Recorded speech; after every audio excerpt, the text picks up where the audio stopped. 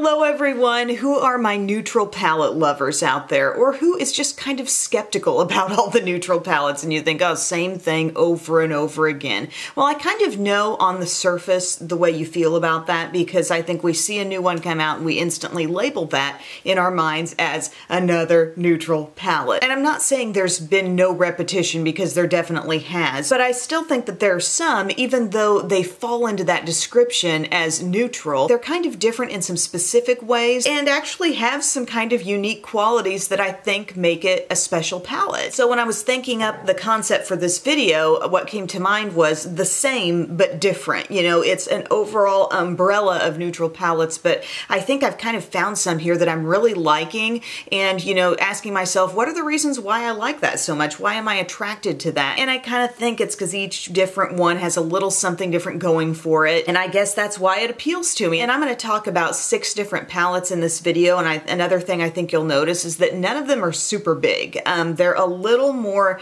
edited down, I think, in terms of the amount of shades inside. Like, I know you could turn out some big, like mega, however many dozens and dozens of shades, neutral palettes, but a lot of times a ton of shade overlap doesn't really appeal to me that much. It makes me feel kind of like bogged down as I look at what that palette is offering, and I like it to be a little more clear cut. I like every shade to seem like it was really meant to be there for that, like a specific reason, you know what I mean? So anyway, let's just jump in. I'm going to share 6 neutral palettes that I'm really loving, that I think set themselves apart from the overall general neutral landscape. One of them is one that I got for Christmas, and several you'll see I've mentioned before, some I really haven't mentioned. But this one I have, the Going Coconuts palette, and I have enjoyed the heck out of it. I really got it on a whim and thought, oh, it looks so basic, but who knows, you know, maybe I'll enjoy it. I do think that a person who generally enjoys a little bit cooler, neutral eyeshadow look would get so much use out of this. And a reason why is I think it's a very well-balanced palette. There are a lot of things at a glance you see and you're like, okay, it's a bunch of neutrals, but how well did they balance the light, the medium, and the dark? And in this case, in this palette, I think they nicely balance the matte and shimmer. You've got right down the middle, I think, 3 kind of statement shimmer shades. You got one that's very icy looking, one that's more rose gold, one that's a little bit deeper taupe. There's a little bit of a shimmer in this shade right down here, but I think what's going down the sides overall applies in more of a matte way. You could get the full matte look. You could definitely incorporate the pop as well, but I think there are many neutral palettes that tend to splash in a whole lot of warmth, and this one really doesn't. I think there are some shades that can bring that out, like when you see Shell Yeah, this sort of mauve-y shade, sheer out a little bit. It can pull a little warmth into a look, I think, but you wouldn't have to use that, and you could still have a very complete look. There's a nice, really, really dark, cool shade down here that can be, you know, smudgy liner. It can be a nice smoky eye, but I just really liked that grouping of shades so much, and I like the pops that are in here as well. But sometimes you just want the all matte, right? You might be looking at that and you're thinking, love the color scheme, but really don't need all the shimmers. And there's this new little palette from Milani that I picked up. It's called Most Wanted, and this shade spread is called Partner in Crime. And it's really just a fully matte, very basic spectrum, but I'm liking these tones so much. I've talked about gradient palettes before, and sometimes it's kind of a love-hate relationship. I'm like, I don't want a ton of shades that are really super close and nearly overlapping, but if they're different enough from one another, but still semi-close, it can be a really easy blending situation, because one shade goes into the next shade, very, very seamlessly on the eyes, and you don't really have to be a pro at eyeshadow blending to beautifully pull off a very blended look. So when you look at these 2 palettes side by side, I think I see a very similar color scheme happening here. I just see one that offers some very shimmery pops, and this one is fully matte. And what's interesting about these shades, when I first swatched them, I thought, well, they're not really swatching like crazy. You know, there's not like a huge transfer of color coming off of my finger and onto my hand with all of these. But then they applied so beautifully on the eyes, really with minimal fallout. I found this to be a very smooth, very easy, user-friendly palette, going very dark to all the way on the light end, but it's super compact. And if you want like the most basic, most like professional, crisp looking eye, this is a great one to have. By professional, I kind of mean like take it into a professional environment where you're not wanting a bunch of sparkle and shimmer. Let's chat about the Huda Beauty nude palettes for a minute. These just I've been back and forth. The light one really caught my eye at the get-go because it had a lavender in it. I'm like, what, a nude palette with a splash of lavender? I need to look into that. But then the deepest one really kind of captured my attention. I loved the sort of berryness that was coming out of that one so much. But over time, I've kind of come back to this. I still love them both. Like, I really probably couldn't ultimately decide between them or eliminate one, but I really do appreciate what's happening here. I traveled with this quite a bit over the holiday time, and I've come to appreciate that it's more versatile than I think I first thought, because you look at it and you think, okay, one dark shade. Well, not really, because actually these mattes here, I think they apply and show up on your eyes a little deeper than they even look in the palette. Like, that really is a beautiful shade. Between these two, you can go two really different directions with your look. Cooler mauve-y, deeper warm brown. There's almost like a little bit of terracotta in that shade.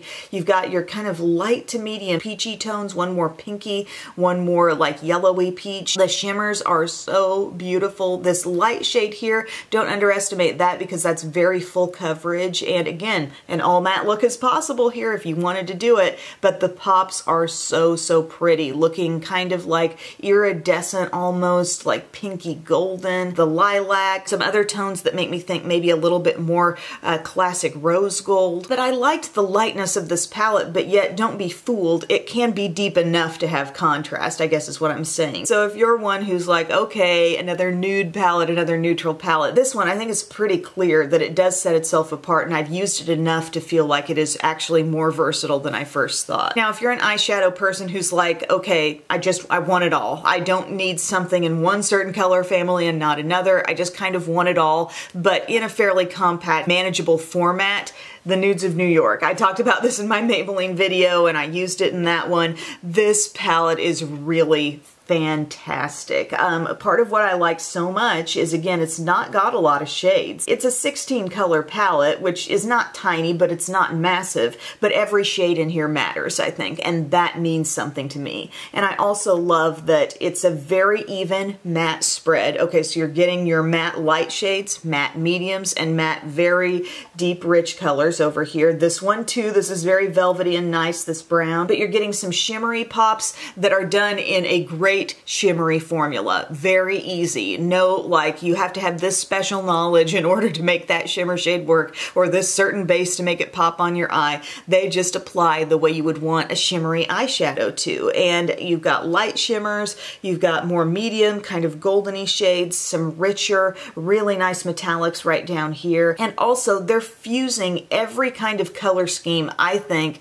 a neutral eyeshadow lover might want. I think you've got cool, you've got the browns, the goldens, the burgundy opportunity over here, and also a little splash of plum and dusty lavender. So I really loved this. I think it's one of Maybelline's best eyeshadow things yet. I think their City Mini palettes, if you have tried those, that really gives you a taste of what the quality of this is going to be, but this is just like the ultimate compilation, right? Because I've seen some of their color schemes come out in different smaller palettes, but here they've just been really nicely fused and combined, and I think that's one of the best finds going right now. And it's also under $20. I think it was like 14 or 15. And let me tell you, you got brands like Milani really trying to push that drugstore envelope, I think, charging around $20 for a lot of eyeshadow palettes. This is a great deal, and the quality is super impressive. So yeah, that's the all-around champ. That's the one who's, you know, in every category of gymnastics. They just rated super well across the board. Lastly, two more things to talk about here.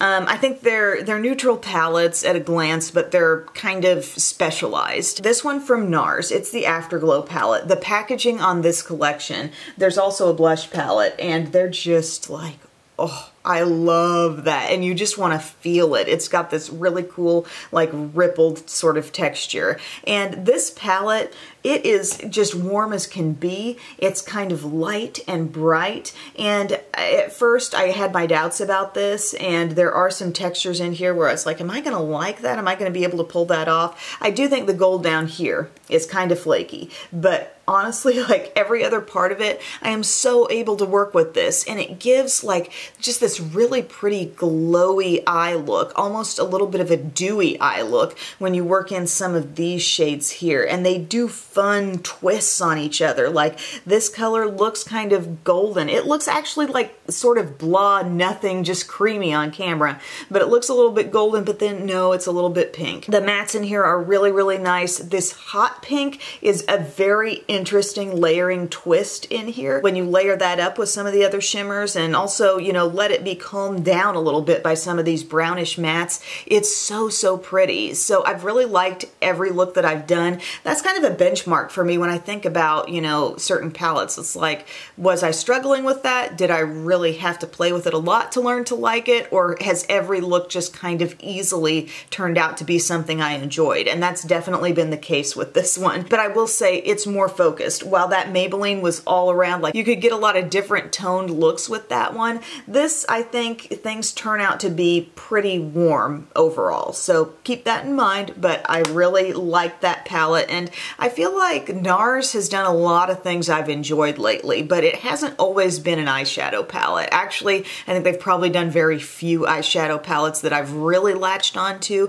but this one, definitely a fan. Also, for that matter, I am wearing the cheek palette today, and it's kind of interesting. I don't know that it would be everyone's cup of tea. The blushes are gorgeous. They're going to show up more full colored on your cheeks than you expect them to. The highlights are very, very soft. I'm wearing them, and the glow is very like kind of a natural skin kind of glow instead of necessarily like artificial junk, you know, swipe of shimmer on the cheeks. You know what I mean? You build them up slowly. They don't even, like, if you were to really rub your finger in it, you don't see a lot for that. I don't know, I'm kind of appreciating a palette like this, but I don't know that everybody would. So that's not maybe a universal across the board recommendation, but I do like that. And you know I'm loving these balms from the Afterglow collection too. They put out more shades of those. NARS kind of hitting them down the middle for me right now. But the last thing I want to talk about is Milani's Gilded Gold palette. So I sort of had some not so good things to say about the Gilded Nude. In my Maybelline video, I compared this one to the Nudes of New York because I frankly thought they had a lot of the same theory going on with the palette. You know, there was some gold in here, there was some mauve, there was some burgundy and brown, like they're trying to sort of touch on every possible neutral spectrum, but at the same time I thought they threw in a really flaky shade here. I thought here, let's just go with a classic shimmery shade or a matte, because this one just didn't build up well. It seemed very patchy on the eyes, so I just didn't think it was the best execution. But they do have another palette of the same size that's called Gilded Gold, and I wanted to mention this because this I feel like was really a palette done right. I felt like all the shimmers are smooth and easy and nothing, you know, no curveballs in this one, okay? And then the mattes are really good as well. It reminds me, like, Milani's really trying to do a Natasha Denona type vibe with these palettes. Just, I don't know, the placement of colors and the size of shades and just the way the whole palette comes off. I haven't spent a ton of time digging into the different Natasha Denona options to talk dupes or anything, but what I want to say here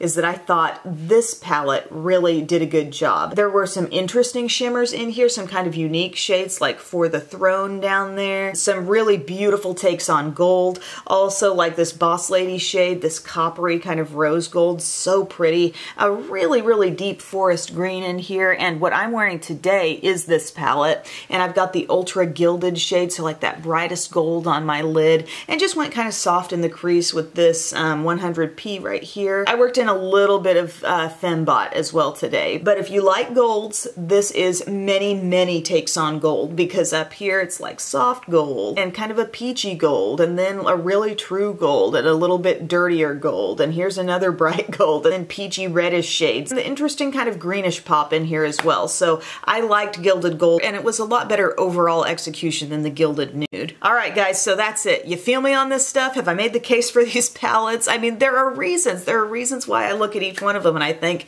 you have your place, you have your place, you know, you're doing something specific and interesting and good. And I think all of these palettes are relatively, you know, on the newer end of things. It might also be fun to dig through my collection and do a shop my stash of like what can still hang in there type of neutral palettes. Ooh, that's a good idea. Write that down. Okay, thank you guys again for your time. I hope you enjoyed this video and I will see you again soon. Bye.